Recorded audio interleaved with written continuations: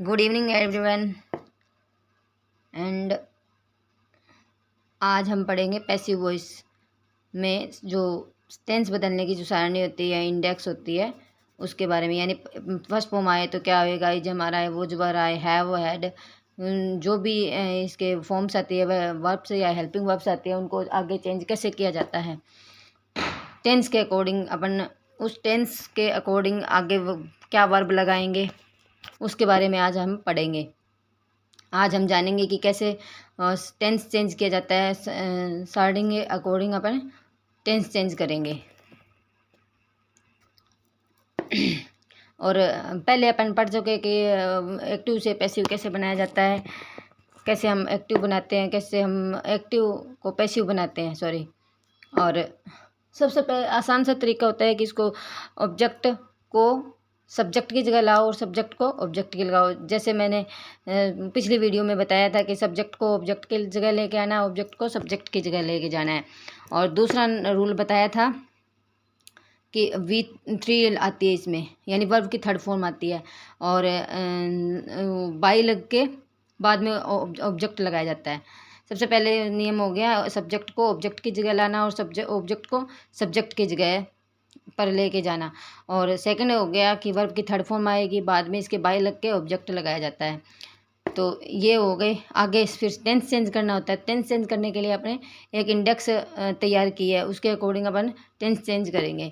तो सबसे पहले जैसे इसमें पैसिव वॉइस में सबसे आसान तरीका ये भी होता है कि इसमें उसको समझने का सबसे इजी वे में यही ऐसे समझ सकते हैं कि जैसे अपने द्वारा कोई काम किया जाता है तो वो होता है अपने एक्टिव में बोलेंगे, और किसी के द्वारा अगर काम किया जाता है तो वो पैसिव में। जैसे अपने यहाँ पे ऐसे है कि जैसे आई राइट ए लेटर, तो इसको किसके द्वारा लिखा गया, तो a letter, I write a letter, तो आई राइट, तो आई आ गया सब्जेक्ट, राइट आ गई वर्ब, और ए लेटर आ गया ऑब्जेक्ट। तो ऑब्जेक्ट को सबसे पहले a letter is written by me, तो आ गया सब्जेक्ट, आ गया ऑब्जेक्ट आ गया इधर, और सब्जेक्ट उधर चला गया, वर्ब की थर्ड फॉर्म आ गई, और फर्स्ट फॉर्म थी तो इजमार लगा दिया।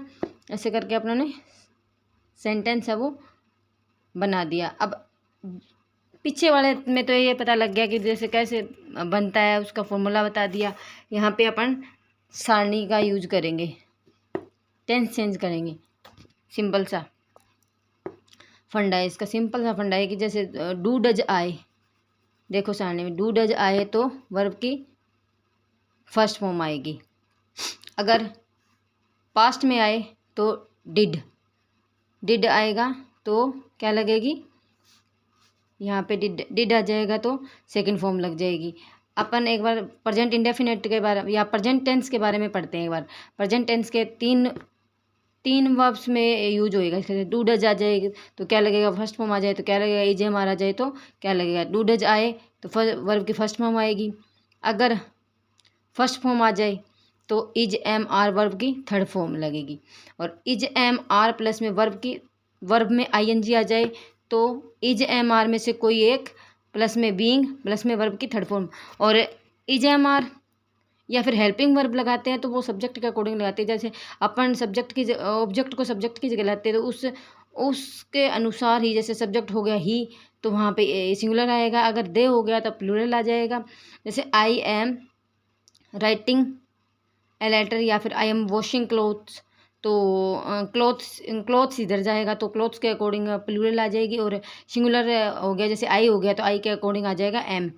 और अगर पास्ट में करेंगे तो वर आ जाए, सॉरी वो आ जाएगा। अगर फ्यूचर में जाएंगे तो शैल या विल में से एक आ जाएगा। आजकल जैसे ज़्यादातर शैल विल में से विल ही लगाना ज़्यादा प्रेफर करते हैं।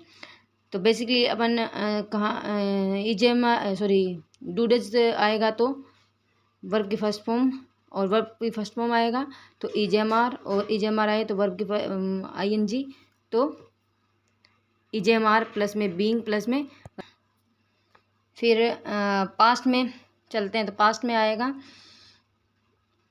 हाँ इज एम आर पे आ रखे थे, इज एम आर प्लस में वर्ब की फर्स्ट फॉर्म प्लस में आई एन जी, और इज एम आर प्लस में बीइंग प्लस में वर्ब की थर्ड फॉर्म। फिर आता है अपने परफेक्ट, ये हो गया प्रेजेंट सिंपल ये हो गया कंटिन्यूस और ये हो गया प्रेजेंट परफेक्ट प्रेजेंट परफेक्ट। तो प्रेजेंट परफेक्ट में हैज, हैव, वर्ब की थर्ड फॉर्म, और अगर ये आ जाए तो एक्टिव में ये आ जाए तो पैसिव में अपन बनाएंगे हैज, हैव प्लस में बीन प्लस में वर्ब की थर्ड फॉर्म। और पास्ट में अब पास्ट में देखो, सबसे पहले हेड नहीं करेंगे, पहले सेकंड फॉर्म का देखेंगे। सेकंड फॉर्म कब आती है? सेकंड फॉर्म आएगी डिड अगर आ जाए तो सेकंड फॉर्म आएगी। ओके, अगर डिड आए तो वहाँ पे देखना है अपने को कि ये पास्ट का है, पास्ट का सिंपल टेंस है। तो डिड आ जाए तो वर्ब की सेकंड फॉर्म आएगी। अगर आ जाए वाज या वाज, कुछ भी कह सकते हो, वाज कह सकते हो, वोज कह सकते हो, जैसे आपके सूटेबल हो वैसे ही बोलो आप। वॉज, वर या प्लस में वर्ब में आईएनजी। तो वॉज में से एक आ जाएगा, सिंगुलर है तो वाज आ जाएगा, और प्लूरल है तो वर आ जाएगा, और प्लस में बीइंग आ जाएगा, और वर्ब की थर्ड फॉर्म आ जाएगी। और फिर हैड प्लस में वर्ब की थर्ड फॉर्म आ जाए, यानी यहाँ पे प्रेजेंट परफेक्ट की पास्ट परफेक्ट की बात हो रही है, तो आगे आएगा हैड वर्ब में थर्ड फॉर्म है ना, तो हैड बीन प्लस में वर्ब की थर्ड फॉर्म आ जाएगा। और अब आ गया अपने फ्यूचर का, यहाँ पे अपने पास्ट का पढ़ लिया तीन, ये तीन क्या है? पास्ट क्या है? प्रेजेंट इंडेफिनिट, फिर कंटिन्यूस आ गया, और फिर आ गया पास्ट परफेक्ट टेंस। फिर आगे आती है बात फ्यूचर टेंस की। फ्यूचर टेंस में सबसे पहले कैसे पता लगेगा ये फ्यूचर टेंस का? तो सेल या विल में से एक मिलेगा, और ज़्यादा प्रेफर आजकल विल का यूज ज़्यादा करते हैं, या सेल या विल कोई सा भी आ सकता है, या फिर विल भी हो तो वो अपने को पता लग जाएगा ये फ्यूचर टेंस का है।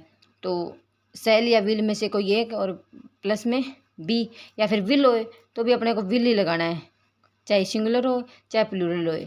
या फिर सेल या विल में से अगर आई और वी होए तो वहाँ पे लगाना है अपने को शैल।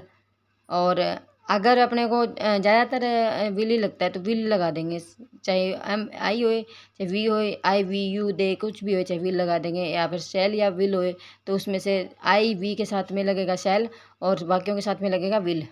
तो आई शैल या विल में से एक प्लस में वी प्लस में वर्ब की थर्ड फॉर्म, अगर शैल या विल में से कोई एक आता है तो। और आगे है, अगर ये कंडीशन आ जाए, ये होती है कंटिन्यूस की, फ्यूचर कंटिन्यूस की, ये हो गई फ्यूचर इंडेफिनेट की, और ये है फ्यूचर कंटिन्यूस की। फ्यूचर कंटिन्यूस में आता है शैल विल प्लस में बी। तो शैल या विल में से कोई एक, और ये तो आएगी अपने पास में। अगर अपने को एक्टिव से पैसिव बनवाएगा, ये तो हो गया एक्टिव का और ये हो गया पैसिव का। तो यहाँ पे अपने एक्टिव की कंडीशन है, यहाँ पे अपने पैसिव की कंडीशन है। एक्टिव ये आएगा, पैसिव ये बनाएंगे। अगर ये चीज़ आ जाए तो इसमें कन्वर्ट कर देंगे अपन, वो आगे बताऊंगी मैं। एक बार ये समझो, सेल या विल प्लस में वर्ब की बी प्लस में बी, तो यहाँ पे सेल या विल प्लस में हैव लगा देंगे, ठीक है। बी है ना, तो बी को हटा देंगे और हैव लगा देंगे, और फिर बीन लगा देंगे, वर्ब की थर्ड फॉर्म लगा देंगे। ये हो गया फ्यूचर का। आगे वाले टेंस का नहीं बनता, सिर्फ इतने ही बनते हैं, ठीक है।